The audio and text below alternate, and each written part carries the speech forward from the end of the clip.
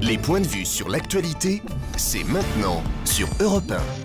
Bonjour Natacha Polony. Bonjour Bruce, bonjour Julie Bonjour. et bonjour à tous. Et ce matin, dans une de vos journaux, on refait le match, on le commente, on le décortique. La Libération, lui, veut l'enterrer.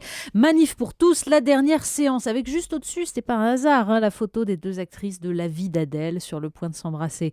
Le Parisien préfère la lucidité, la France coupée en deux. Le Figaro se prête à rêver, génération Manif pour tous, mais l'opinion douche l'enthousiasme. Après la manif, la gueule de bois. Alors que disent les éditorialistes de cette nouvelle mobilisation ? Écoutez, pour l'occasion, ce sont les patrons qui signent les éditos ce matin. Nicolas Demorand fait dans la dentelle du Grand Libération. Donc en quelques lignes, les adjectifs réactionnaires, pétainistes, vichistes et fascistes. Bref, un mélange de nuances, de lucidité. Dans le Figaro, alors c'est dans l'autre sens. Alexis Brézet clame son enthousiasme, parle de mobilisation massive, joyeuse, pacifique. Lance une ode à cette jeunesse qui vient de découvrir la grandeur de l'engagement. Entre les deux, des questions et des inquiétudes. Avec d'abord un ras-le-bol général. Sans vouloir insulter quiconque, ni s'en prendre à la liberté de conscience de tout un chacun, il est temps que cela finisse, écrit Jacques Camus dans La République du Centre. Et puis un jugement sévère contre les tentatives un peu pathétiques de courir après la mobilisation. D'ailleurs, il suffit de jeter un œil sur la photo du Parisien, alignement des leaders de l'UMP, charte tricolore à l'épaule, sourire béat de Jean-François Copé, pour comprendre le ridicule de la situation. Sur la page précédente, le sociologue Jean-Pierre Le Goff, interrogé par Le Parisien, rappelle, comme tout le monde, l'extrême division de l'UMP qui interdit justement toute récupération politique. C'est la France des provinces qui s'est exprimée, nous dit-il, classe moyenne plutôt éduquée.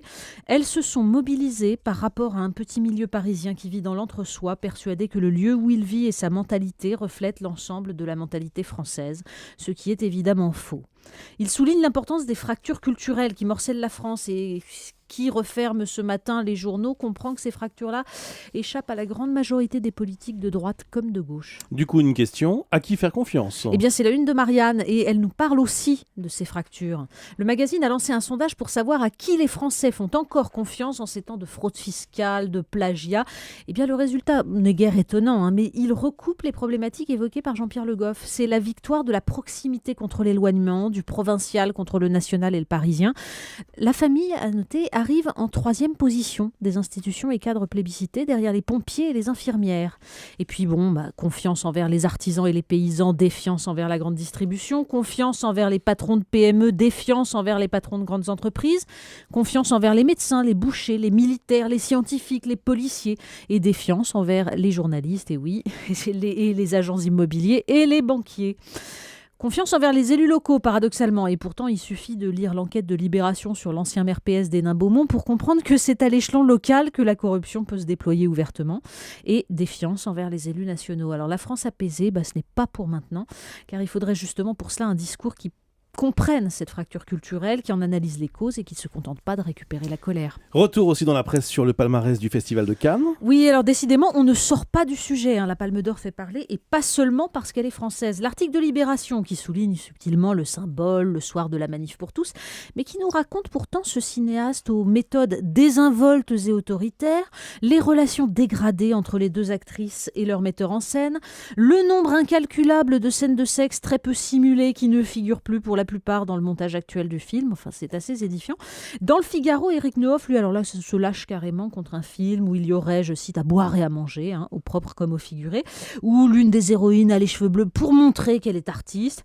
Ça n'est pas que Keshish soit dénué de talent, nous dit-il, c'est qu'il ne sait pas quoi en faire. Qu'il ne sait pas quoi en faire. On ignorait que Spielberg écoutait les gazettes parisiennes. Alors comme ça, l'érotisme le plus précis, le saphisme n'effraie pas le créateur de E.T. Nous en voilà ravis. Et encore, en fait, on apprend quelques pages plus loin que La vie d'Adèle n'aurait pas été le choix de Spielberg, mais celui de Cristian Mungiu, réalisateur roumain de 4 mois, 3 semaines et 2 jours, le film sur l'avortement qui avait reçu la Palme en 2007. Il y aurait eu un gros débat. Oui, qui était donc membre du jury. Alors, pour info, Daniel Auteuil disait tout à l'heure sur Europe 1, il a complètement démenti cette rumeur, mais enfin, on ne sait jamais vraiment ce qui se passe précisément dans le secret de la délibération du jury.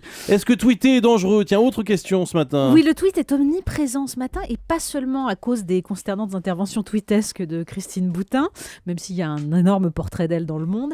Non, il y a une longue tribune de l'écrivain italien Roberto Saviano dans Libération, un billet de Favilla dans Les Échos, pour s'inquiéter tous les deux de la violence de Twitter. Et puis un article dans Marianne avec notamment ces mots de l'écrivain Sylvain Tesson sur l'intrusion de ces technologies qui massacrent notre rapport au temps. Je serais capable de quitter une femme qui répond au téléphone devant moi. Et encore, ils ne connaissent pas les Google Glass, les lunettes Google dont des associations, nous dit le Figaro, s'inquiètent de leur potentielle violation de la vie privée. On peut filmer ce qu'on veut, donc souriez, vous êtes filmé et vous êtes déjà sur le net. Le clin d'œil du jour. Alors ça, ce sont les pages Paris du Figaro qui nous apprennent l'ouverture dans le quartier du Marais d'un bar à chats. Ah oui, alors, vous prenez j'ai votre thé, entouré de félins, parce que figurez-vous, les ronrons, ça fait du bien. Et puis, quand on lit la presse, proximité, apaisement, ce sont les valeurs montantes en France. Le bar à chat, j'avoue, je m'en remets pas. Moi non plus. Mais bon, écoutez, pourquoi pas. Non, Ça doit plaire à certains et à certaines. Merci beaucoup, Natacha Polony.